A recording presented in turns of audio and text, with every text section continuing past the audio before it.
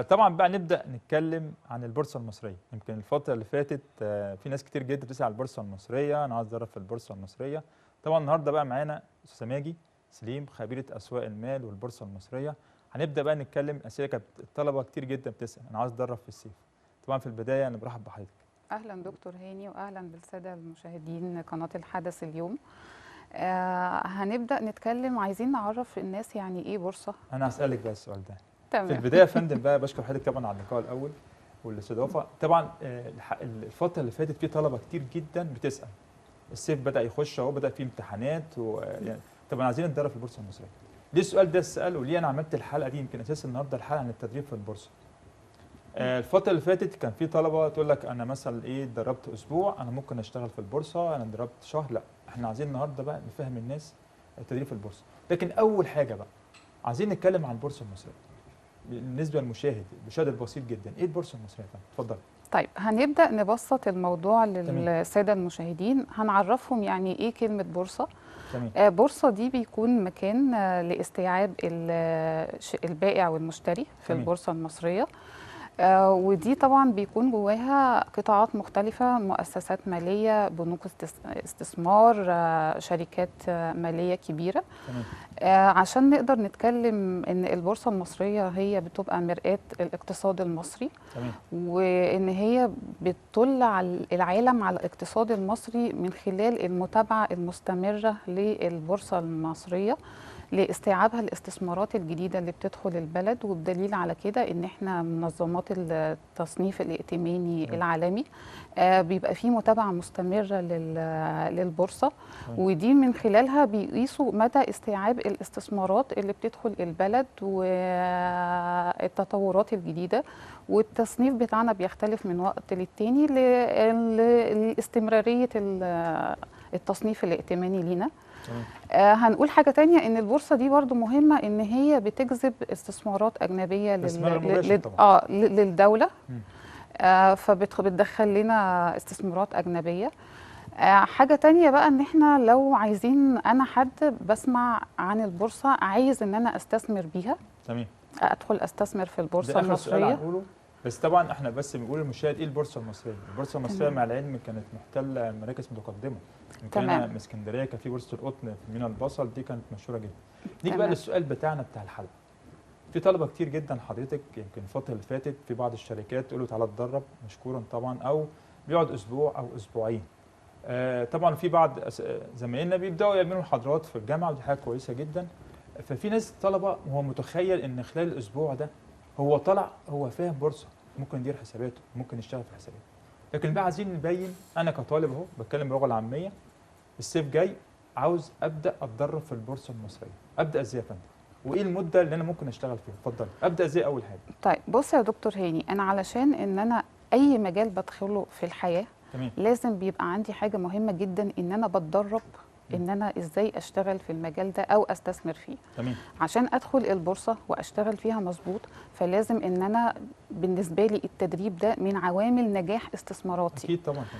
بتخليني اعرف. ليه بقول لحضرتك التدريب ليه؟ عشان احنا عايزين ندي طبع للمشاهد صح. لو انا ما اتدربتش يا فندم ينفع اخش بورصه؟ لو انت ما اتدربتش هتدخل البورصه هتشتغل على اساس ايه؟ هتاخد تمام. قرارات استثماريه ازاي؟ هتقدر ان انت المحفظه بتاعتك هتديرها ازاي؟ ان انت هتقدر تاخد قرار الشراء امتى والبيع امتى؟ وهتقدر ان انت تجيب معلومات ماليه عن السهم اللي انت بتشتغل فيه. فكل ده بيصب من خلال ان احنا بناخد برامج تدريبيه. ايه اول خطوه يا دكتور؟ ايه اول خطوه؟ اول خطوه ان طبعا الطالب ان هو مثلا، احنا عندنا حاجتين، ممكن يدخل على الموقع بتاع البورصه المصريه. تمام. بيفتح حساب ديمو، الحساب دوت فري، بيديله وقت معين، بيشتغل بمحفظه بتكون وهميه. الهدف منها ان هو يقدر ان هو يعني ايه يبيع يشتري، يشوف الدنيا ماشيه ازاي. بس لازم في الاول بس اتعلم. ده مش هيخليه ان هو ياخد قرار شراء او قرار بيع او ان هو يقدر يخش يدير المحفظه بتاعته. تمام. لو خدت كورس تدريبي تقريبا ياخد وقت قد ايه؟ هي طبعا الاول التحليل الاساسي والتحليل الفني احنا والكلام ده. عندنا، خلينا نقول احنا دلوقتي لو احنا في حد عايز يتدرب ويشتغل في البورصه، ايوه تمام، اول حاجه بيعملها ايه؟ ان احنا عندنا على موقع البورصه المصريه في 140 شركه سمسره او تداول، بيقدر يختار الشركه القريبه للموقع الجغرافي بتاعه. تمام. بيتوجه لشركه السمسره دي، بيبقى معاه الرقم القومي بتاعه، بنعمل له حاجه اسمها كود. الكود الموحد ده بيبقى زي الرقم القومي، بيكون معاه مدى الحياه. تمام. الكود ده بيستفاد منه ايه؟ الكود ده ان هو بيدخل، بنقترح ان مثلا ان هو يعمل محفظه صغيره في الاول لو تكن ب 10000 جنيه. تمام. ال 10000 جنيه دول اهم حاجه فيهم يعني ده اقل مبلغ ولا متوسط؟ يعني متوسط عشان يبدا لما يحس نحب نبدا نشتغل يعني. نبدا نشتغل ب بس 10. ازاي ابدا حضرتك وانا مش متعلم؟ ما هو انا هاجي لحضرتك في الكلام ان احنا لما هيخش شركه السمسره وهيعمل له كود انت حضرتك موحد، اعمل كود الاول ولا تدرب الاول؟ احنا هنعمل الاثنين. تمام. احنا في الوقت ده ان هو وانس ان هو دخل خد قرار ان هو هيتدرب في تمام. البورصه وممكن هيشتغل فيها وهتعمل له عائد في حياته مادي عن طريق ان هو هيبقى فاهم بيشتري وبيبيع ايه. تمام. فاول ما بيدخل الشركه نعمل له كود موحد. الكود ده هيبقى ميزته ان هو هينزل له الاسهم اللي هو هيشتريها، تمام. وبينزل له الكوبونات بتاعته. فهنيجي بقى لمرحله ان هو دلوقتي فتح حساب هيبيع ويشتري ازاي. تمام. احنا في عندنا مدرستين في البورصه، في مدرسه اللي هي التحليل المالي، وعندنا التحليل الفني. تمام. التحليل المالي هياخد فيها برامج تدريبيه دي تبع الشركه اللي هو هيخش فيها. هي في جهات في سوق المال والبورصه بتبقى يعني تحت رقابه الهيئه العامه للرقابه الماليه، ودي اللي احنا بنسميها نون بروفيت اورجانيزيشن، ان هي غير هادفه للربح. فدي بتدي برامج تدريبيه، بلس ان البورصه نفسها بتدي برامج تدريبيه وتثقيفيه. الرقابه الماليه في برضو تدريب وفي تثقيف للمستثمر. تمام. وتوعيه. فلازم يبقى انت عندك الثقافه ان انت هتبيع وهتشتري بناء عن ايه؟ ان انت تمام. لازم تكون دارس. تحليل مالي تحل والتحليل الفني. التحليل المالي ان انت دلوقتي بتقدر تشوف الشركه سي، انا هدخل استثمر هشتري سهم شركه سين. تمام.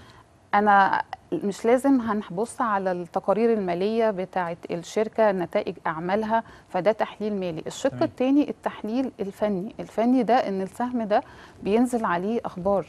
احنا عندنا في موجات في البورصه بنشتغل عليها، في طبعا. صعود، في هبوط، في عرضي. تمام. السوق العرضي مفيش حد بيشتغل. فالسوق مثلا احنا دلوقتي هنقول ان احنا في منطقه عرضيه. تمام. لكن انا امتى هاخد قرار ان انا هشتريه؟ امتى هاخد قرار ان انا هبيع؟ فلازم هبقى بشتغل تحليل فني. تحليل فني ده اللي هو قاعد بيعرف يجيب فلوس من الشاشه او من السهم بتاعه. تمام. فبيضطر ان هو يعني ممكن خلال 3 شهور ممكن يوصل للدرجه دي؟ لا مش هتتحسب 3 شهور، لان ده طبعا مجال البورصه ده هو مجال مفتوح. مجال مفتوح وكل ما أكتر. بتبقى مده تدريبي في مكان مؤهل وان هو بيطور مهارات المستثمر، فده بالنسبه له هو بيستفيد. ممكن يعني متوسط كام؟ يعني 6 شهور لسنه مثلا؟ هنقول كده. طيب. وممكن يبقى اكتر من كده. تمام. ممكن يبقى اكتر من كده. في نوعين من الناس، في واحد يقول لك انا عاوز اتدرب بنفسي كمعلومات عامه، في واحد تاني يقول لك انا نفسي ادير محفظتي. يمكن انا من ضمن الناس انا ممكن يكون صح او غلط، بحب اللي اشتغل في البورصه حضرتك ان هو يدير حسابه بنفسه. تمام. هو طبعا انت هتقولي لا انا لازم اقعد مع ناس، انا معاكي. تمام. لكن انا من وجهه نظري في واحد طالب يقول لك لا خلاص انا بقى نفسي اشتغل في البورصه، فانا هتدرب اقعد سنه مش مشكله، حتى لو سنه ونص ما عنديش مشاكل، بس خلال السنه ونص ده انا ممكن احط مبلغ متوسط ابدا اشتغل بيه. هل ممكن بعد السنه يدير محفظه بتاعته؟ هقول لحضرتك حاجه. طبعا مع العلم انت حضرتك قلتي واحنا عارفين ان في حساب ديمو ده حساب وهمي. بس حساب وهمي مش هبقى حريصه ان انا غير ما بدفع فلوس اكيد، فهبقى انا يعني اوير ان انا عايز اعرف كل حاجه. تمام. عايز اكسب.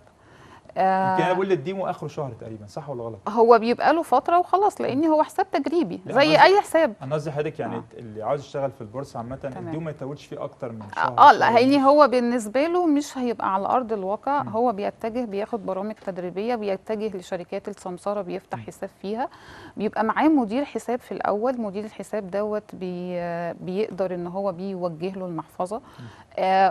كل الشركات السمسره اللي في مصر دلوقتي بتبعت تقارير عن نتائج الاعمال، على الفرص الاستثماريه في جروبس كتير جدا، هو هيبقى مدرج معاهم فيها، هيبقى عارف الدنيا رايحه فين وجايه منين. وانس ان هو عايز ياخد قرار هيبيع وهيشتري، فانا دايما بنصح ان هو بياخد برامج تدريبيه. تمام. دي اللي هتساعده ازاي يعني يبقى قناص فرص استثماريه. تمام. وعاده وطبعا زي ما احنا قلنا البورصه كله فيها فرصه يمكن كل لحظه. هي طبعا هي فيها فرص كتير، وعايزه اقول لك يعني اغنياء العالم أكيد طبعاً بيل في جيتس البورصة. عمل ثروته من البورصه، ان هو كان بيشتري والناس بتبيع هو ده بقى السؤال ويبيع اللي أنا والناس جاي- بتشتري. ده السؤال اللي انا جاي فيه اللي وراه على طول. اللي انا لاحظته الفتره اللي فاتت والسماجي، يمكن انا متابع على الفيسبوك ومتابع البورصه المصريه ومتابع يعني الحاجات دي. الفتره اللي فاتت مفيش شباب كتير او الشباب بالذات مفيش حد بيحلل البورصه. يعني انا قعدت اعمل سيرش كده هتلاقي تعدوا على الصوابع. ايه السبب؟ عدم وجود شباب وعندهم الثقافه ما بيتعلمش بورصه مصريه. لاني انا هقول لحضرتك حاجه، احنا برضو هنرجع لبدايه الحلقه، موضوع تمام. التدريب ده بيطور مهارات المستثمر، وان هو بيخليه بيقدر يشتري بناء عن استراتيجيه، عن بحوث جات له، عن نتائج اعمال جات له. مدارس التحليل الفني دي من المدارس اللي في البورصه اللي هي بيبقى يعني قاعد. لسه فيش ثقافه كمان، يعني مع العلم ان في ناس زمايلنا حضرتك بتشوفيهم بيروحوا جامعات، ولكن كناس محللين شباب قليل جدا في مصر. انا لاحظتها بشكل ملحوظ جدا الفتره اللي فاتت. لا خلينا نقول ان طبعا هم متواجدين، يعني احنا ما فيش يعني سوق من غير ناس بتقيم، ناس بتحلل فني، ناس بتعرف تقيم الخبر وتشتغل عليه. وبرضو عايزه اوضح حاجه برضو مهمه، ان احنا الاستثمار في البورصه هو ده السؤال بتاعنا الاخير. ما هوش عايزين بقى نتكلم بصفه عامه. انا واحد دلوقتي خلاص، اي شخص مصري ازاي استثمر في البورصه؟ طيب اي شخص مصري زي ما قلت لحضرتك هيتوجه، وانا مش عايز اتعلم ولا عايز اتدرب، اعمل ايه؟ ده بقى مثلا ممكن ان هو احنا عندنا تنوع في الاستثمارات. أيوة. في البورصه انا ما طبعا. عنديش اسهم فقط، انا عندي في وثيقه، ودي تمام. بقدر اخش اشتريها عن طريق صندوق الاستثمار. تمام. فالراجل ده بيشتري دماغه، المستثمر ده والله انا هحط فلوسي اخد بيها وثيقه، والصندوق هو بقى اللي بيدخل يشتري وبيبيع. انا ما باخدش ريسك ان انا ادخل. سواء انا مش عاوز اتعلم، انا عاوز بس اشتري وابيع بس. فنقدر هنا بنوجه الفئه دي ان هي بتدخل تشتري وثائق في صناديق الاستثمار. تمام. يمكن يكون بالدليل ان احنا عندنا دلوقتي في صناديق جديده في السوق المصري زي صندوق الذهب، وطبعا قريب جدا هنشتغل عن الصكوك. طب كويس. دي الصكوك دي اداه تمويل برضو. فبالتالي ان احنا بننوع الاستثمارات بتاعتنا. واجمل حاجه يا فندم كلمه تنوع او بدائل الاستثمار، زي ما احنا قلنا استثمار في الذهب، استثمار في البورصه المصريه، استثمار في اي حاجه في العقار. الفكره يمكن اخر حاجه قدام نص دقيقه، تقريبا الواحد المفروض يحط نسبه قد ايه في البورصه؟ انا بقول 20%. يعني انا بقول احنا نقدر نحط 30%. 30%. احنا بره في امريكا الثقافه، الطالب وهو في ثانوي بيبدا يحط 30 و40% من مصروفه يستثمر في البورصه. طبعا في الاخر بشكر حضرتك استاذ ماجي، احنا النهارده كده نظره عن البورصه المصريه والذهب. اشوفكم الاسبوع الجاي في برنامج الفوركس مع نبشير، والسلام عليكم. تحياتي لحضرتك.